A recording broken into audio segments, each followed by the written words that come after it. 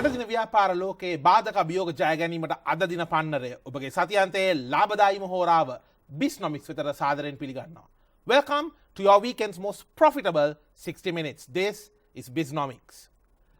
We most of the time do focus a lot on making business profits.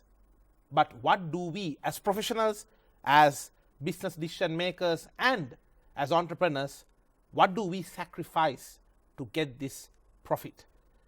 Maximizing wealth is often a rat race, a result of which we end up sacrificing, forgetting, giving second place to a very important personal element of all of us, which is none other than our health.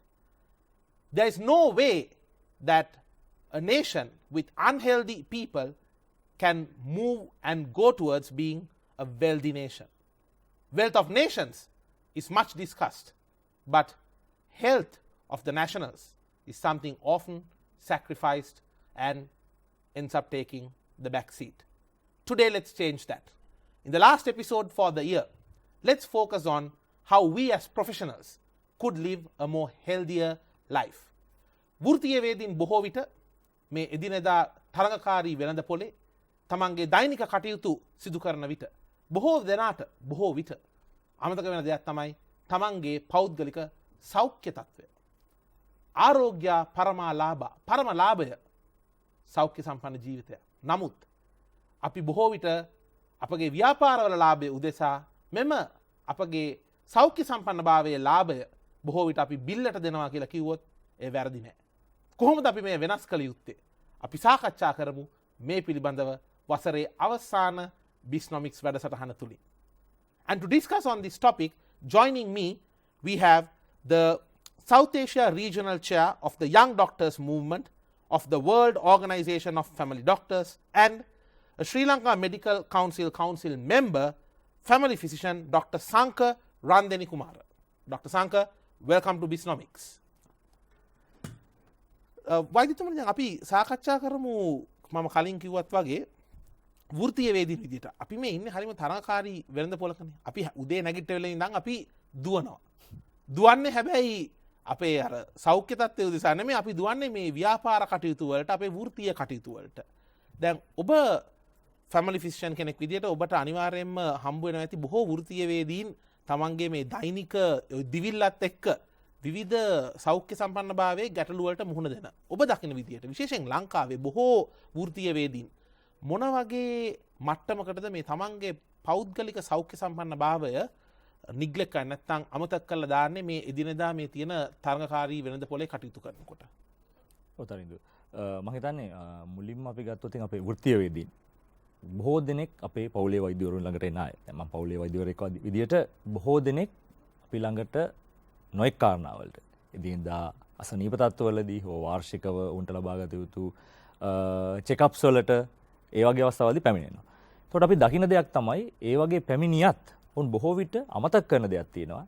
ඒ තමයි ඒගොල්ලන්ගේ සාමාන්‍යයෙන් සෞඛ්‍යයේ වැදගත්ම කොටසක්. ඒ කියන්නේ මොකද්ද? බෝ නොවන රෝග.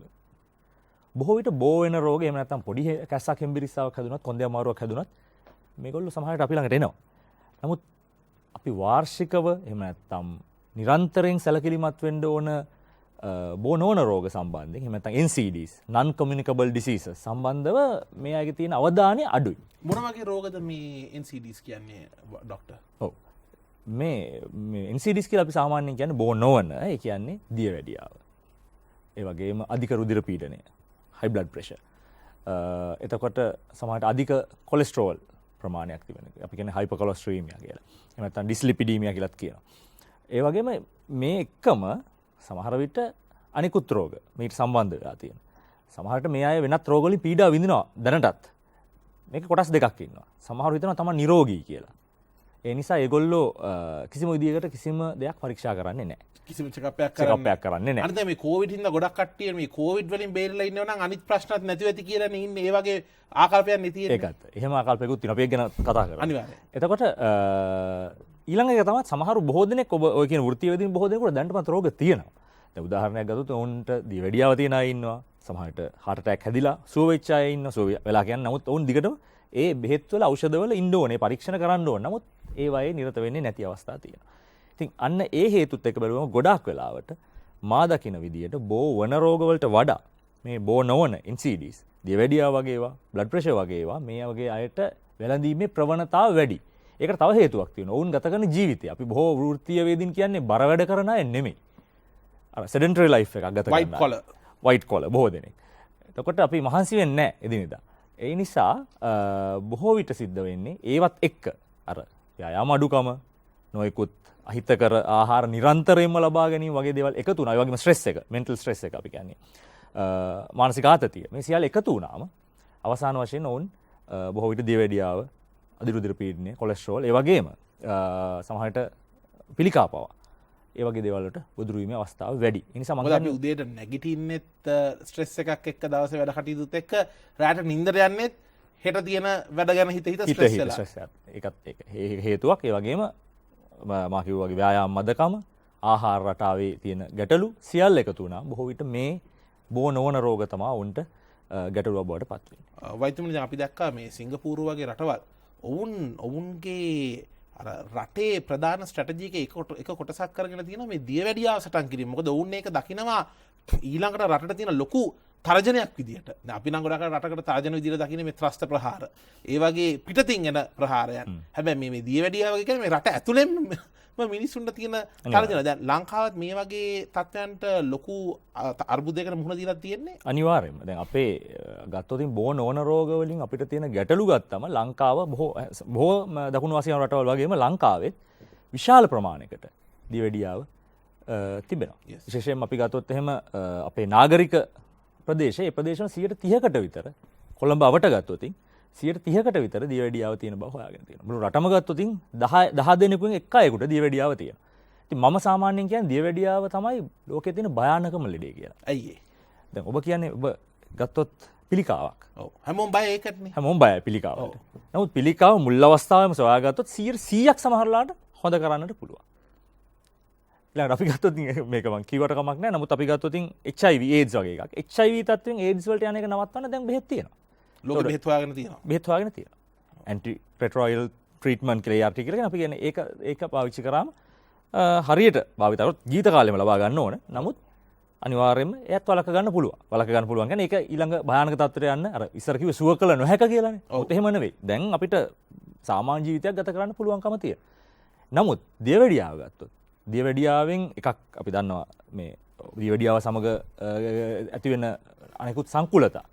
හෘදයාබාධ, අංශභාගය වගේ ඒවා, කකුල් කපන්න වෙන ඒවා, ඇස් වලට වෙන ගැටලු, අපේ ඒතකොට වකුගඩු වලට වෙන ගැටලු, ඒ සියල්ල ගත්තොත් මම හිතන විදිහට දියවැඩියාව එකක් තමයි ජීවිත කාලෙම බෙහෙත් බොන්නත් වෙනවා.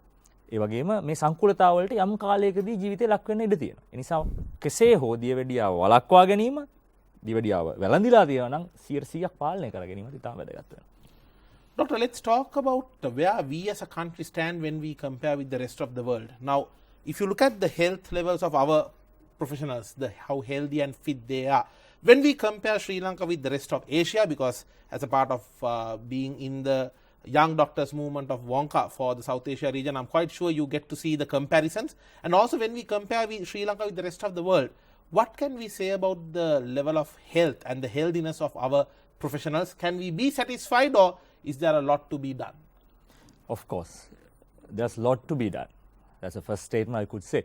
The thing is, most of the South Asian countries are probably on the same page, in the same boat, just like us. Understood. But when you take the other countries, especially the European countries, I think those professionals are more relaxed. Actually, chilled, they say. Exactly. It doesn't mean that they don't have work. Their workload sometimes would have been similar to us. But they enjoy life more.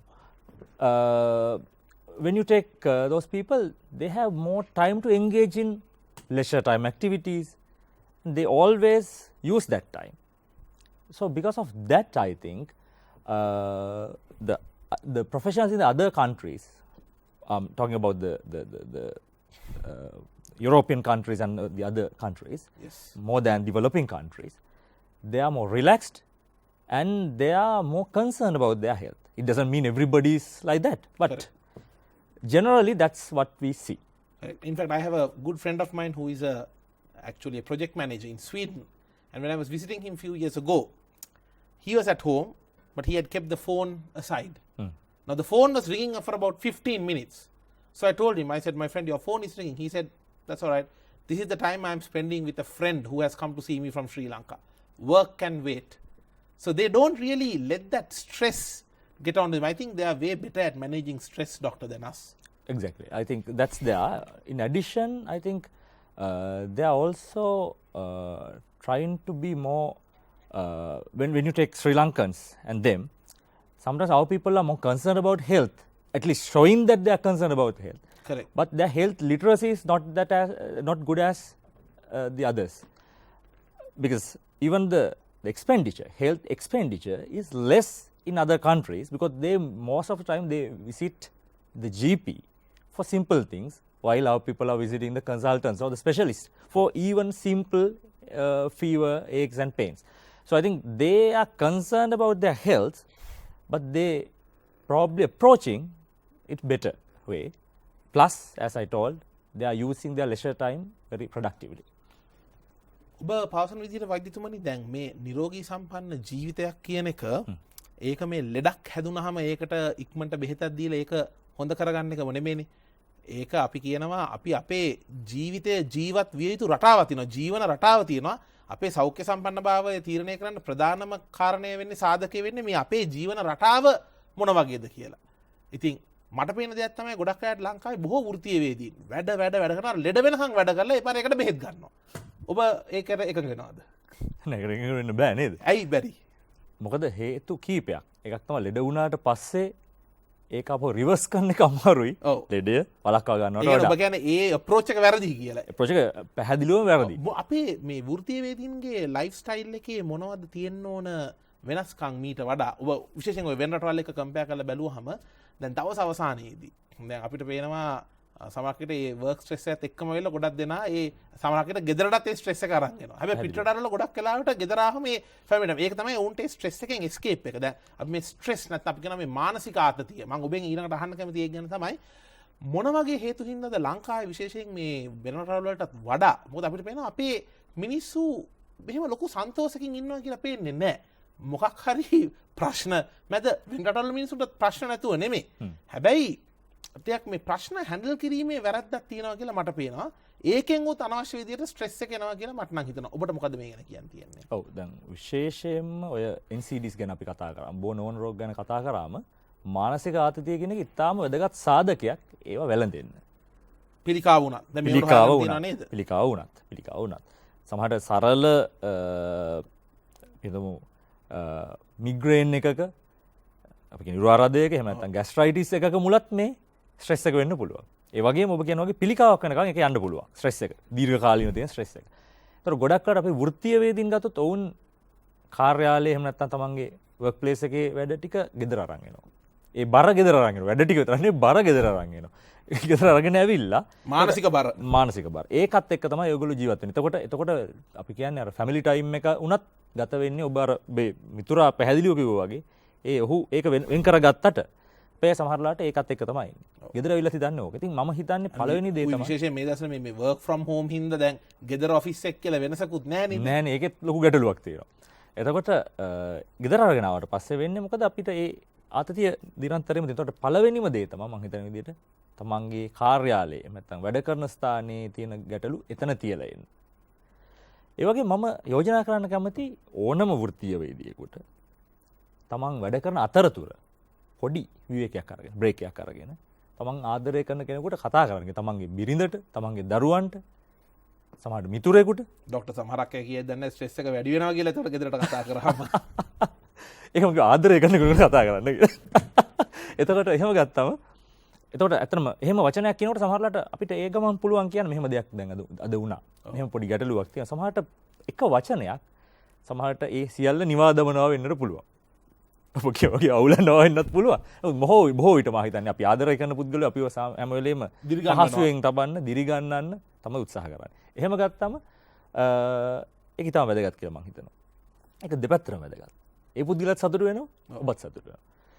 ඒ වගේම ගෙදර ගියාට පස්සේ කරුණා කරලා තමන්ගේ පවුලේ අය සමග ගෙදර වෙලාව ගත කරන්න. එහෙම නැත්නම් යහළුව සමග හරි. අපි කියමු පවුලක් නැති කෙනෙක් නෑ. යහළුව සමග හරි ඒ වෙලාව ගත කරන්න. ඒක ඉතාම වැදගත් වෙනවා ඔබේ ආතතිය තුරන් කරගන්න. ඔබ මේ අපි ගත්තොත් මේ අර ෆැමිලි ෆිසිෂියන් කෙනෙක් විදියට ඔබට නිරන්තරයෙන් හම්බ වෙන ඇති ඕන තරම් පේෂන්ස්ලා මේ වර්ක් ස්ට්‍රෙස් එක හින්දා ගෙදර ඇවිල්ලා එහෙම වුණාම ඇතැම් විට අර සමාජමය වශයෙන් අපේ පවුල් පසුබිමත් කඩා වැටෙන්න පුළුවන් නේ අනවශ්‍ය ස්ට්‍රෙස් ගෙනාම එහෙම වෙන්න පුළුවන් නේද? අනිවාර්යයෙන්. සමහරලාවට ඒ ලෙඩ රෝග විදිහට අපිට දකින්නේ ස්ට්‍රෙස් එක කියලා මිනිස්සු ඇවිල්ලා කියන්නේ නැහැ. වෙනත් දෙයක් කියන්නේ මට ඔලුව කැක්කුමයි. ඔව්. නැත්නම් මට කොන්දේ අමාරුවක් තියෙනවා. මට නිින්ද යන්නේ නැහැ. සමහරට ඒවා අපි මුලට හිමින් හොයාගෙන ගියා. මොකද පවුලේ වෛද්‍යවරයෙකුගේ මූලික කාරණය තමයි ඒ වගේ බොහොම පහසුවෙන් ප්‍රතිකාර කරන්නට පුළුවන් දේවල් හෝ පහසුවෙන් මුල් අවස්ථාවේ හඳුනාගත්තොත් පහසුවෙන් කරන්න පුළුවන් දේවල් හඳුනාගෙන ප්‍රතිකාර කිරීම සහ උපදෙස් ලබා දීම. ප්‍රතිකාර කරනවා කියන්නේ හැම වෙලේම ප්‍රතිකාරයක්ම නෙවෙයි. පොඩි ලයිෆ් ස්ටයිල් එක මොඩිෆයි කරොත් පොඩි විදිහට ජීවන රටාව වෙනස් කරොත් ඒක සමහරට සාමාන්‍ය තත්ත්වයට හැරෙන්නට පුළුවන්.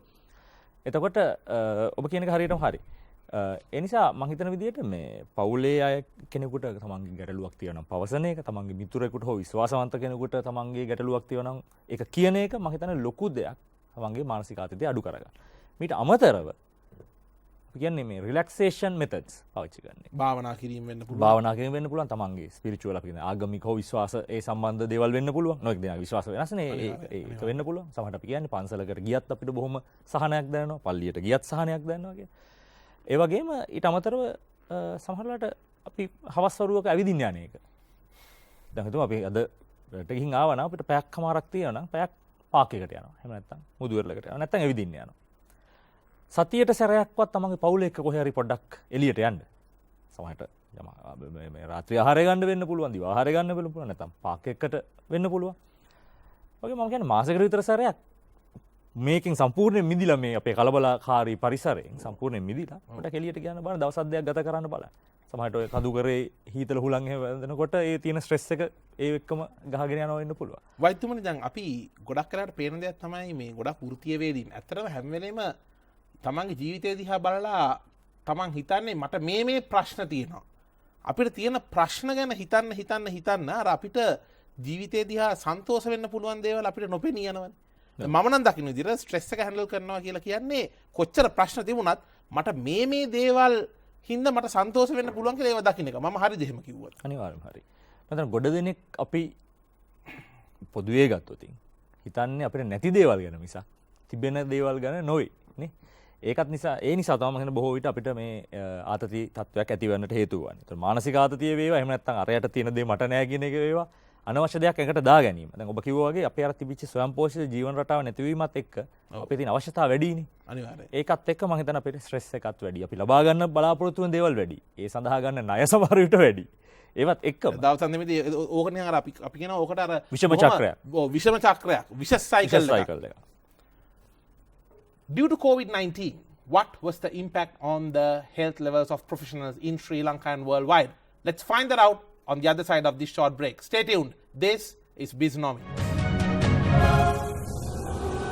Welcome back to Bisnomics, your weekend's most profitable 60 minutes. Our focus today is on the healthy lifestyle for professionals.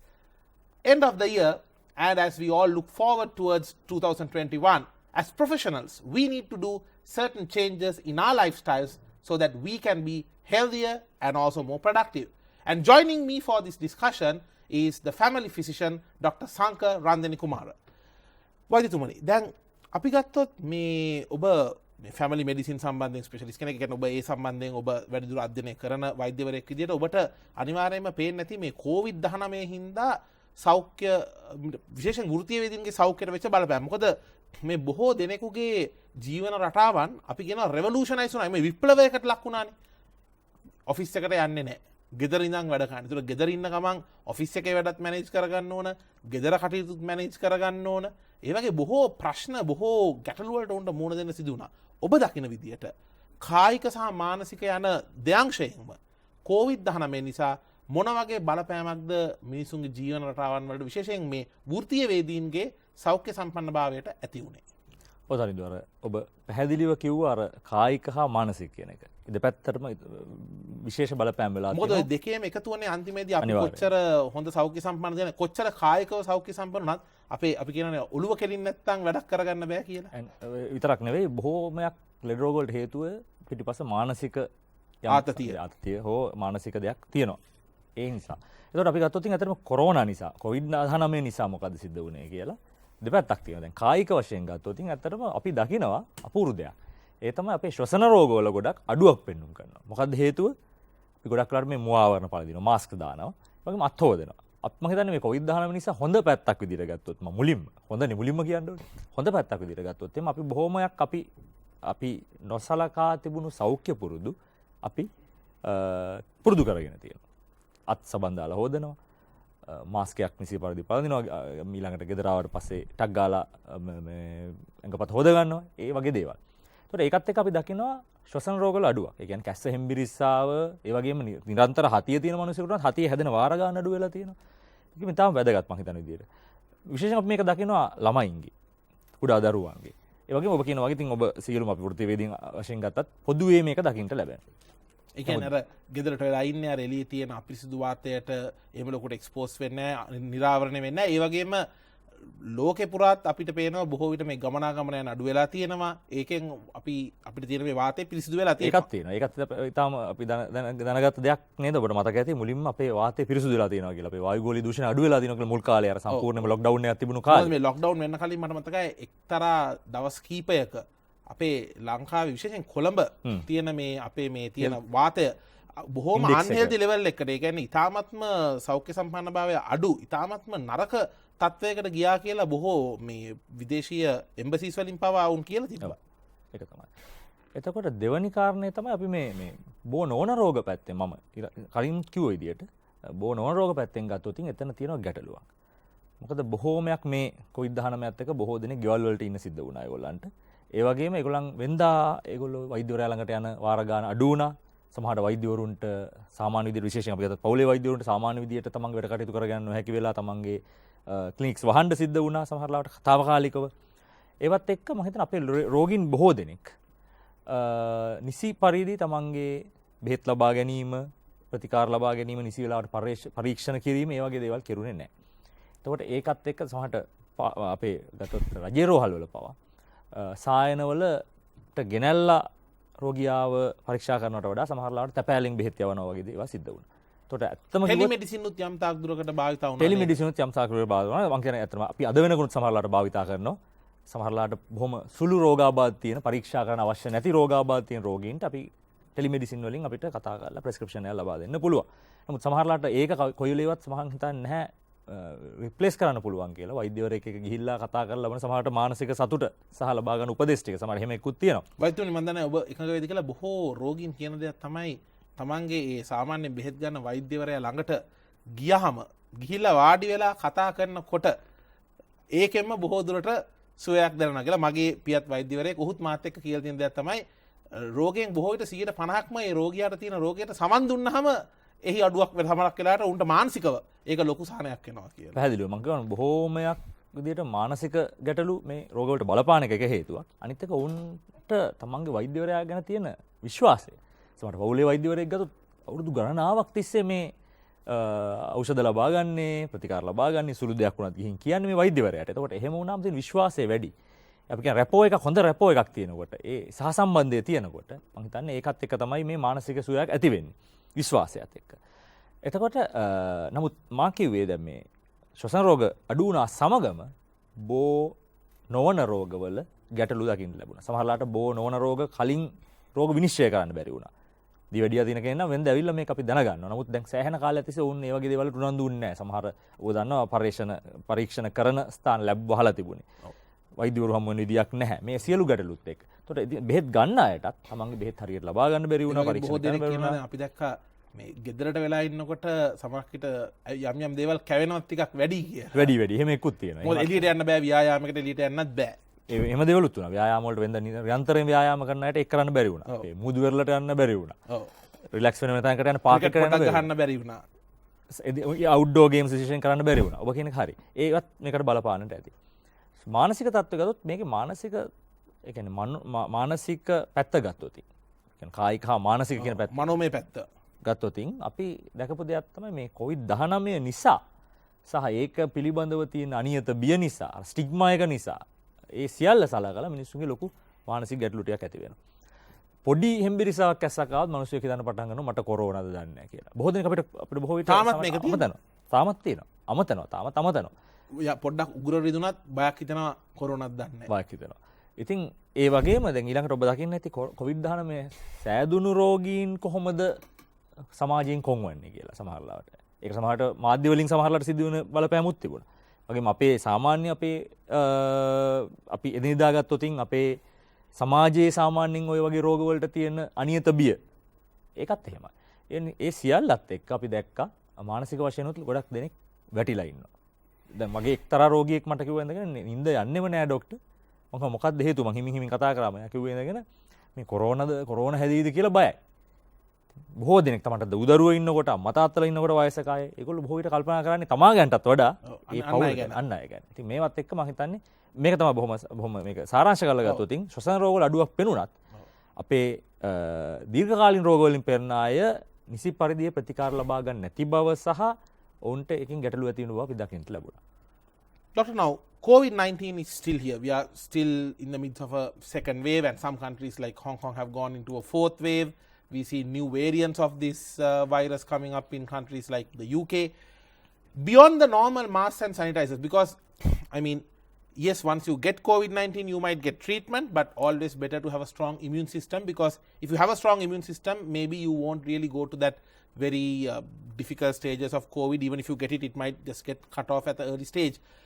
What can professionals do to boost their immunity beyond the sanitizers and masks?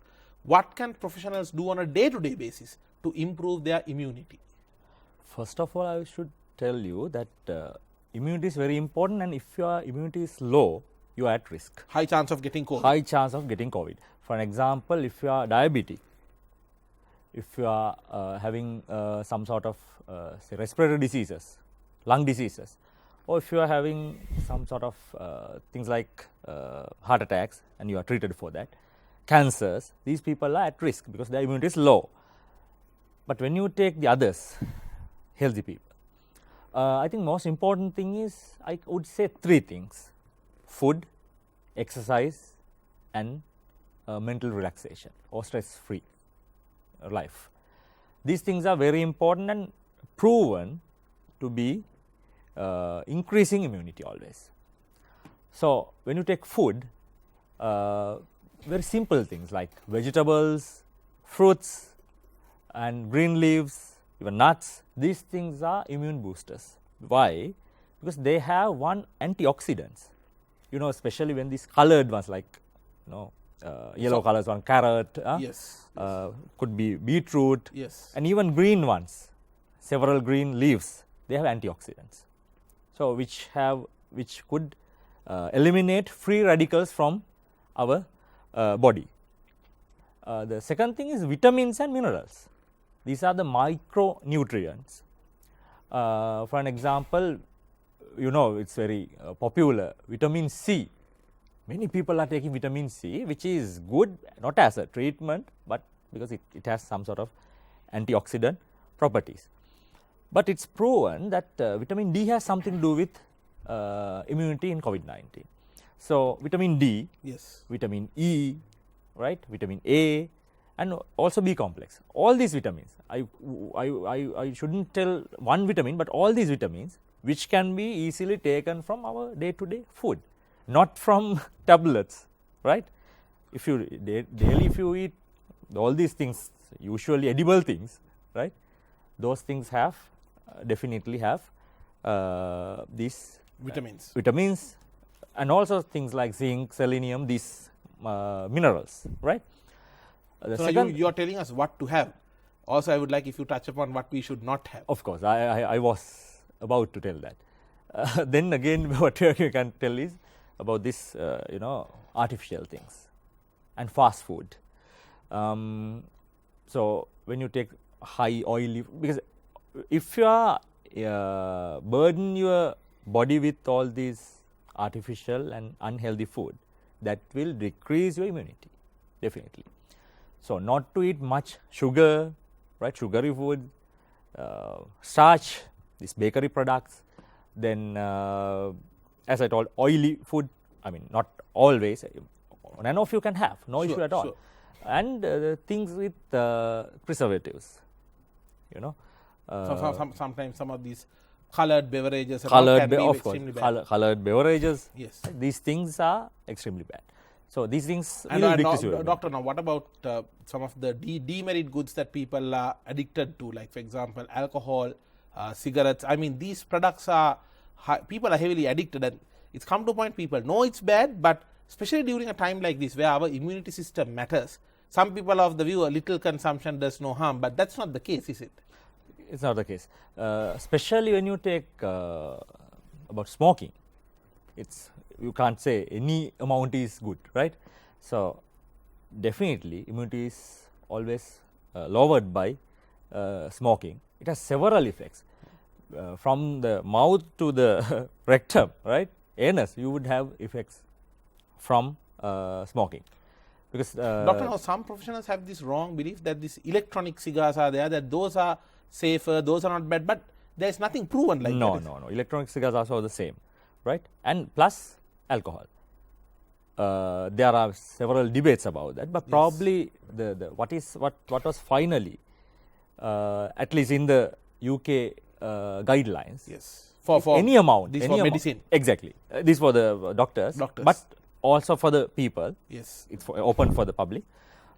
Is any amount of alcohol would be harmful, but they are giving some 14 units per week.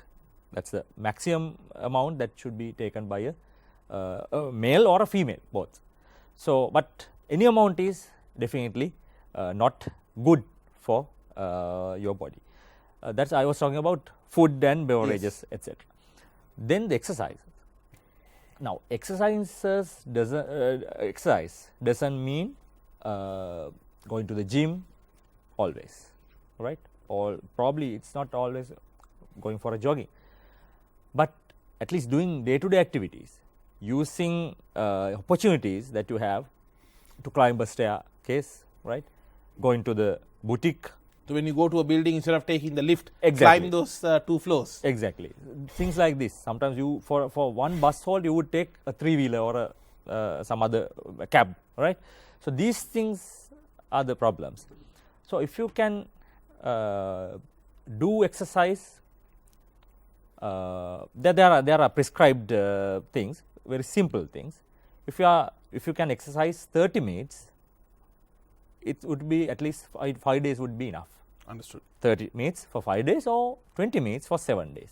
But if you don't have that much of time, but still you can do exercise for 15 minutes, just do it. Doctor, මොන වගේ අපි ගත්තොත් ලකුණුද නැත්නම් ලක්ෂණද අපි දැනුවත් විය යුතු? දැන් හිතන්න අපිට යම්කිසි මේ ස්ට්‍රෙස් එකත් එක්ක නැත්නම් මේ දිනදා වැඩත් එක්ක මොකක් ලෙඩක් වගේ හැදීගෙන මොන වගේ සිම්ප්ටම්ස්ද අපි දැනුවත් විය යුතු? අපි පොඩ්ඩක් අවධානයෙන් සිටිය යුත්තේ. විශේෂයෙන් අපි ගත්තොත් ඔය වෘත්තීය වේදීන් ඔවුන් අර තරුණ වියේ ඉඳලා අර මැදි වයසට ඇවිල්ලා දැන් 40ට කිට්ටු වෙනකොට එහෙම පොඩ්ඩක් වැඩිපුර chance එකක් තියෙනවා යම් යම් රෝගවලට ලක් වෙන්න. දැන් මම ඔබෙන් අහන්න කැමතියි මොන වගේ සිම්ප්ටම්ස් ගැනද මොන වගේ රෝග ලක්ෂණ ගැනද පොඩ්ඩක් අවධානයෙන් සිටිය යුත්තේ?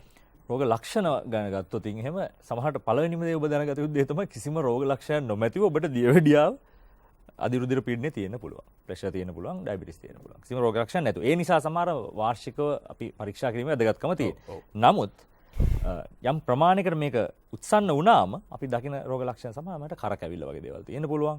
ඔලුව කැක්කුම නිරන්තරයෙන් එන්න පුළුවන්. නමුත් මේවා සමහරලාට අපි ඔබ දන්නවා ස්ට්‍රෙස් වලටත් රිලේටඩ්. ස්ට්‍රෙස් නිසා එන්නත් පුළුවන්. ඒ වගේම දියවැඩියාව ගත්තොත් හදිසි ඔබ කෙට්ටු වෙනවා නම් දියවැඩියාවට වගේ මේක පිළිකාවලටත් අදාළයි.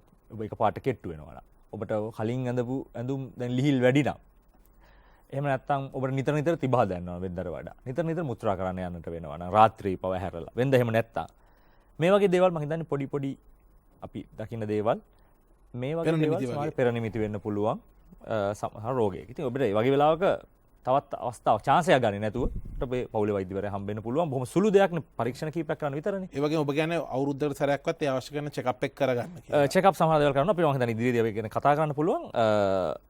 ඒක වැදගත්. නමුත් අත්‍යවශ්‍යයෙන් කළ යුතු කීපයක් විතරයි කරන්නට. එහෙම නැතුව ඔබට අවශ්‍ය නැහැ සියල්ල කරන්න රුපියල් 30-40000 වියදම් කරන්න අතරම අවශ්‍ය නැහැ. අපි ගැන කතා කරමු. අපි ගැන සාකච්ඡා කරමු.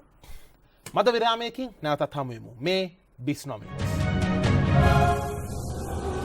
අයිබෝවන් නැවතත් ඔබෙක් වන්නේ ශ්‍රී ලාංකීය ව්‍යාපාර හා ආර්ථික ක්ෂේත්‍රයේ සතියාග කාලීන සංවාදය Bisnomics සමගයි. අපි අද මාතෘකාව වෙලා තියෙන්නේ වෙනද අපි කතා කරපු අර ව්‍යාපාර මාතෘකා ඒ වගේම යම් ක්ෂේත්‍ර ගැන මාතෘකා වලින් එළියට ඇවිල්ලා අපි ඔබට පුද්ගලිකව ඉතාමත්ම වැදගත් වෙන කාලෝචිත මාතෘකාවක් වන ව්‍යාපෘති කල්පනාකරණය නැත්නම් ව්‍යාපාර කළමනාකරණය එහෙමත් නැත්නම් වෘත්තීය කටයුතු සිදු කිරීමේදී ඔබ කොහොමද ඔබගේ සෞඛ්‍ය සම්පන්නභාවය රැකගෙන ඔබ හොඳ සෞඛ්‍ය සම්පන්න වෘත්තීය වේදිකෙක් විදියට තවත් අපේ රටේ ආර්ථිකයට දායක වන්නේ කෙසේද යන මාතෘකාව පිළිබඳවයි.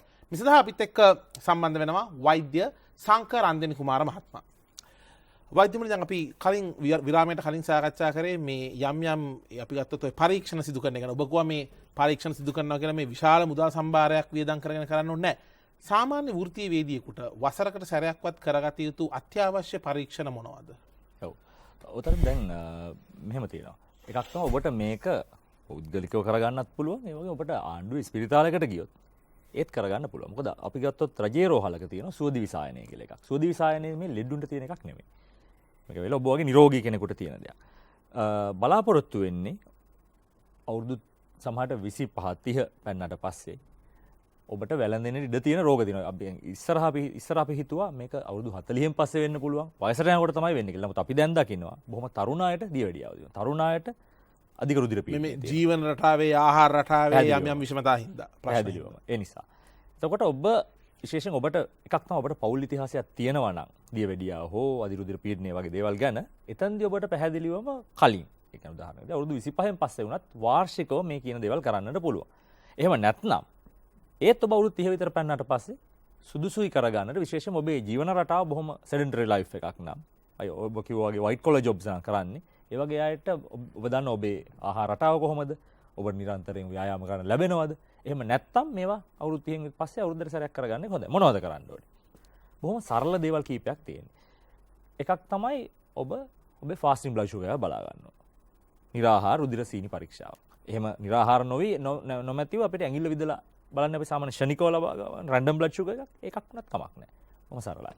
දෙවෙනි එක තමයි ලිපිඩ් ප්‍රොෆයිල් එක. කොලෙස්ටරෝල් මට්ටම බලා ගන්න. ඔය දෙක තමයි ඇත්තටම පරීක්ෂණ දෙයක් විදිහට රුධිරයෙන් කරන්නට අවශ්‍ය වන්නේ. ඒතර ඔබ මේ පරීක්ෂණ දෙකත් අරගෙන අපි මම පවුලේ වෛද්‍යවරයෙක් විදිහට කියන්නේ පවුලේ වෛද්‍යවරයා ළඟට ගියොත් බොහොම පහසුයිනේ ඔබේ නිවස ළඟ ඉන්න පුද්ගලයා ළඟට ගියාම ඔහු හෝ ඇය ඔබේ පවුලේ වෛද්‍යවරයා ඔබේ රුධිර පීඩනය පරීක්ෂා කරලා බලාවි බ්ලඩ් ප්‍රෙෂර් එක බලනවා. ඒ වගේම ඔබ ඔබේ උසට ගැලපෙන බර තියාගෙන ඉන්නවද කියන එක බලනවා. BMI එක අපි කියන්නේ.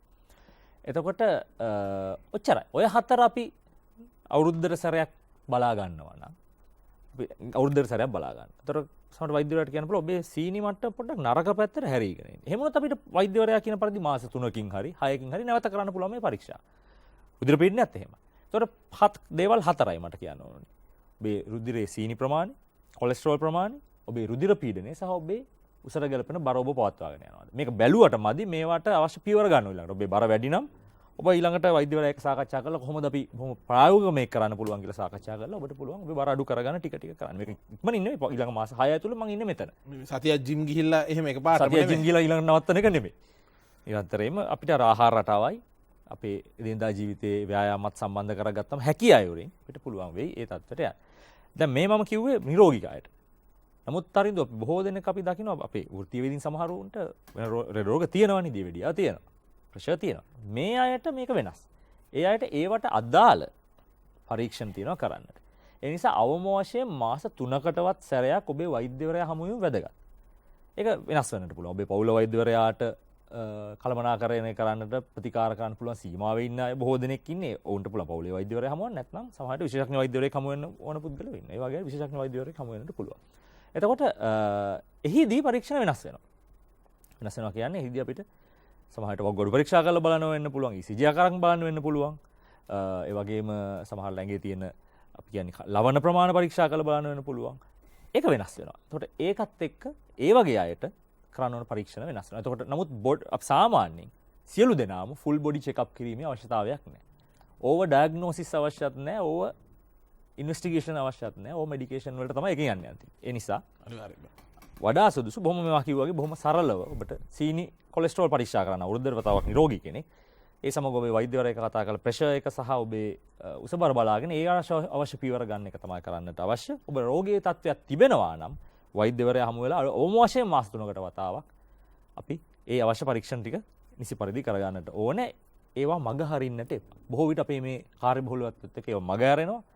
මාස 3කින් යන්න ඕනේ කියලා අවුරුද්දකින් ගියාට පස්සේ සමහර ලාවට අපි නොහිතන අයුරින් අපේ S2 බේර ගන්න බැරි තත්ත්වයකට ඉන් තියෙන පුළුවන් දී වැඩියාව තියෙන කෙනෙක් නම් ඔග්ගඩු නරක වෙලා තියෙන්න පුළුවන්. ඒ නිසා තව වැදගත් දේ තමයි නොපමාව ඒ සියලු නොපමාව අවශ්‍ය කාලයේදී විශේෂයෙන් මේ වසරක් අවසන්ලා අලුත් වසරක් එළඹෙන්න ඉන්න අපි අවස්ථාවක මම දැන් ඔබේ සෞඛ්‍ය තත්ත්වය මොන වගේ තත්ත්වයක තියෙන කෙනෙක් ගැන දැනගැනීමෙන්ම තමයි සෞඛ්‍ය සම්පන්න ජීවිතයක් ගත කිරීම ආරම්භ වෙන්නේ.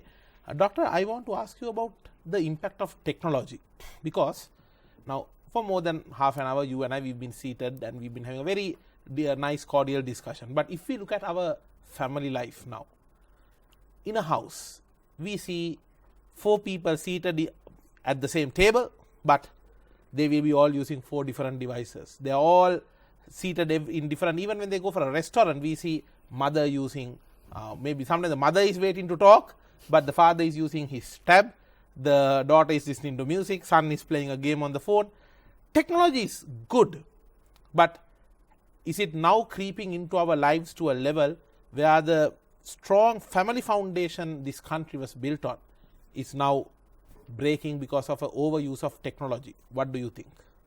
Yes, I definitely agree with you for different reasons, but the main reason is I think the technology has affected and I think probably it's destroying the family dynamics. Because even professionals, when they go home, they might sit down to dinner with their wife or with their husband or with their parents, but either they are watching something on a social media channel or they are checking company emails. And I am no perfect person either. I am guilty of these very things that I am actually bringing out. But this has made me question many times, and I thought I will ask you this. Is this not affecting how a family functions, and lack of proper family interaction definitely will have an impact on the health of a professional, especially mental health? Am I right? Yes. I think there's a sort of a family divide, no? Correct. Because of this the tech divide. Tech divide. And definitely this reduces the family interactions. Why family interactions are important? Because probably we all are generations, from generation to generation, there are many good things that is always, carried forward. Correct. So these things are coming from our parents, grandparents, if there's an extended family. So when you are tech addicted, these things, disturbed relationships would always divide and ruin the family dynamics. For an example, the good things that would be instilled from parents to children. Correct. Would be the values that are passed down the generations. Values, the goodness, values, everything would be disturbed by these sort of things. Probably it will decrease the family time. Correct. And face-to-face interactions, which is very important. And it loosens the family bond. It loosens the family bond. And that socialization probably, Correct. which is very important, especially now we have very, probably time is also, when you the morning also you are not there. Correct. But you would have just the dinner time to interact. Yes, and you're watching TV shows and various other videos. You will be on FB or you'll be on another thing. So this is the problem. So I think it has a major impact on family interactions and family bond. Doctor, I want to also question you on the screen time, because some people say there are a lot of medical reports we see where they say at least 1 hour before you go to sleep, don't look at your phone, keep it aside. Is this true? Which is true, but we are not practicing. We are not, including myself, we can't practice this probably. Because sometimes after a long day, that would be the only time you would be checking your emails, WhatsApp, Facebook, with thousands of notifications. Understood. Right? Understood. But that's very important what you are telling. And not only that, especially when you take children. Yes. It is That's proven. another thing I want to touch on. It's proven that screen screen that is given before 4 years of age will be affecting the development. A lot of parents are very happy to give a screen and say, okay, play with this, don't bother me. But that's actually the kind of destroying and curtailing the child's growth. Exactly. Understood. That's the thing. So the bottom line is screen time should be reduced even in adults, but especially in children. This should be always reduced, or probably until 4 years. These phones and other devices should not be given to children, kids. Doctor, let's focus on children. අපි ගත්තොත් මේ වෘත්තීයවේදීන්ගේ කාර්ය බහුල ජීවිතයත් සමග බොහෝ විට අපිට පේන දෙයක් තමයි ඇතැම් විට ඔවුන්ට තමන්ගේ ළමයින්ගේ සෞඛ්‍ය සම්පන්නභාවය වුණත් යම් තාක් දුරකට මගහැරෙන්න පුළුවන්. මොනවද දැන් අපි කොච්චර කාර්ය බහුල වුණත් ළමයි කියන්නේ අපේ අනාගත පරපුර. ඔවුන් තමයි මේ රට ඉදිරියට ගෙනියන්න ඉන්න අපේ ලොකුම සම්පත රටේ. තමන් කොච්චර කාර්ය බහුල වුණත් තමන්ගේ ළමයින්ගේ ඒ සෞඛ්‍ය සම්පන්නභාවය ගැන යම්කිසි අවධානයක් තියාගෙන ඉන්න ඕන නම් මොන වගේ අංශ මොන වගේ දේවල් වලටද වැඩි අවධානය යොමු විය යුත්තේ? තරිඳු බොහෝමයක් වෙලාවට අපේ කාර්ය බහුලත්වය නිසා අපේ දරුවන්ගේ වැදගත්ම දේවල් ඔබට මගහැරෙන්නට පුළුවන්. මොකද මෙහෙකාරයෙකුට හෝ මෙහෙකාරියකට බැහැ මේ දේවල් අඳුන ගන්නට. දෙමව්පියන්ට අඳුර ගන්න පුළුවන් දේවල් මෙහෙකාරයෙකුට වෙනත් පුද්ගලයෙකුට අඳුර ගන්න අමාරුයි. ඒ නිසා කායිකව හා මානසිකව දෙයන්ෂයෙන්ම ළමයින්ගේ සිදුවන යම්කිසි සෞඛ්‍යමය ගැටලු මගහැරී යන්නට පුළුවන් කාර්ය බහුල දෙමව්පියන්ට පැහැදිලිවම. කායිකව ගත්තොත් පළවෙනිම දේ වැදගත්ම දේ මම හිතන විදිහට වර්ධනයනේ ඩෙවලොප්මන්ට් කියන එක ළමයින්ගේ. මේ සමහරට මේ වර්ධනයේ තියෙන පොඩි ප්‍රමාද වීම. අපි කියන්නේ ඩෙවලොප්මන්ට් ඩිලේස් කියලා. මේ වගේ දේවල් අඳුර ගන්නට පුළුවන් දරුවෝ එක හිටියොත් විතරයි. සමහරට ඔබට ඇහෙනවා වෙන්න පුළුවන් කියනවා මගේ දරුවා දැන් එකම වයසේ ළමයි දෙන්නෙක් මේ දරුවා දැන් ඇවිදිනවා. මොකද දැන් සෑහෙන කාලයක් ගිහිල්ලත් මේ ළමයි ඇවිදින්නේ නැහැ. නමුත් ඔබ ඒක දන්නවද? ඔබ දකින්නවද නැහැ? සමහරට ඔබ යන්නේ රාත්‍රී වෙලා රාත්‍රී යාමේ නම් ඒ වෙලාවට ළමයා නිදිනා. ඔබ පිටත් වෙලා යන වෙලාවෙත් වැඩට ළමයා නිදිනා. ඔබ දකින්නේ නැහැ මේක. ඒතකොට වර්ධනය සමහරලාට වර්ධනය මගහැරී යන්නට පුළුවන්. වර්ධනයේ අපි කියන මයිල්ස්ටෝන්ස් මගහැරී යන්නට පුළුවන්. ඒ විතරක් නෙවෙයි අපේ ඉන්ද්‍රියයන්ගේ ගැටලු. ඇස්පෙනීමේ දුර්වලතාවයන්, කන් ඇහිමේ දුර්වලතාවයන්, කතනයේ දුර්වලතාවයන් මේ වගේ දේවලුත් සමහර විට ඔබ කාර්ය බහුල නම් ඔබට හඳුනා ගන්න හැකි වෙන්න පුළුවන්. ඔබ ළමයා එක්ක නිතර ගැවසෙනවා නම් මේ වගේ දේවල් ඔබට හඳුනා ගන්නට පුළුවන් වෙනවා. ඒ විතරක් නෙමෙයි. මම හිතන්නේ අපේ සෞඛ්‍ය වැදගත්ම දේවල් තියෙන එන්නත් ලබා දීම.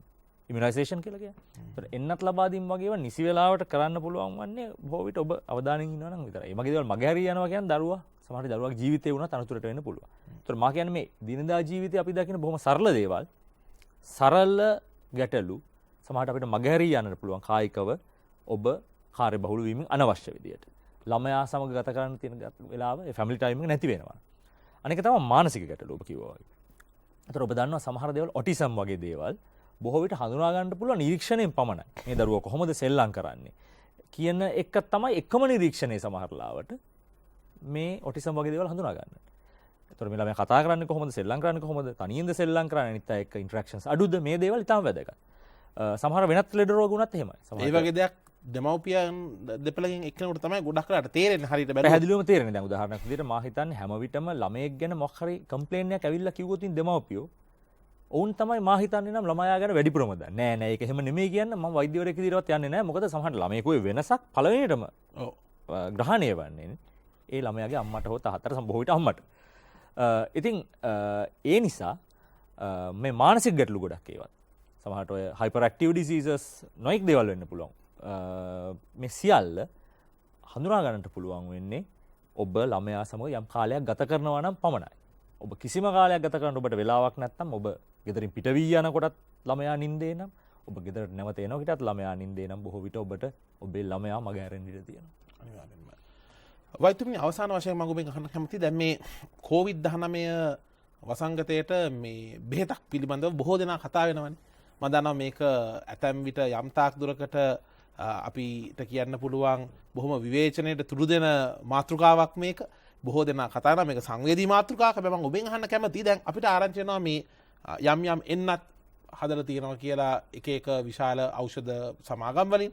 ඒ වගේම ඒවා සාර්ථකයි කියලාත් කියන යම් තාක් දුරකට ඒකම අපිට ඇහෙනා නෑ. ඒව ලබාගත් ඇතැම් අයට දැන් ප්‍රශ්න වෙලා තියෙනවා කියලා.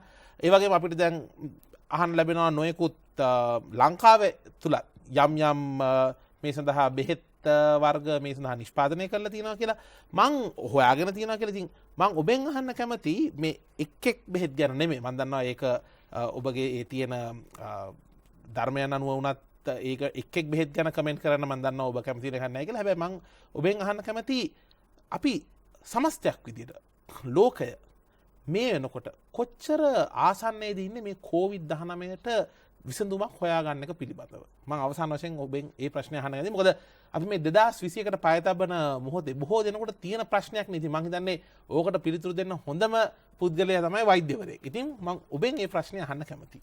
හරි. ඔය කතාවට එන්න මම පළවෙනිටම කියනවා COVID-19 කියන රෝගය ගත්තොත් මේක ගැටලුව තියෙන්නේ මේක බොහොම ඉක්මනින් පැතිර යන රෝගයක්. බොහොම ඉක්මනින් බෝ වෙනවා. අතර මේකේ මරණයට පත්වීමේ ප්‍රතිශතය ගත්තොත් බොහොම අඩුයි. SARS එක්ක වගේ බැලුවාම. SARS සහ වෙන නොයෙකුත් ශ්වසන රෝගයක ගත්තාම. මොකද ඔබ දන්න සමහරට බහලා ඇති යුරෝපීය රටවල් වල නියුමෝනියා වුණොත් මීට ආසන්න සංඛ්‍යාවක් හැම කාලෙම මිය යනවා කියන එක. ඒ කියන්නේ ඒක සීසනල් නියුමෝනියා කියන එක.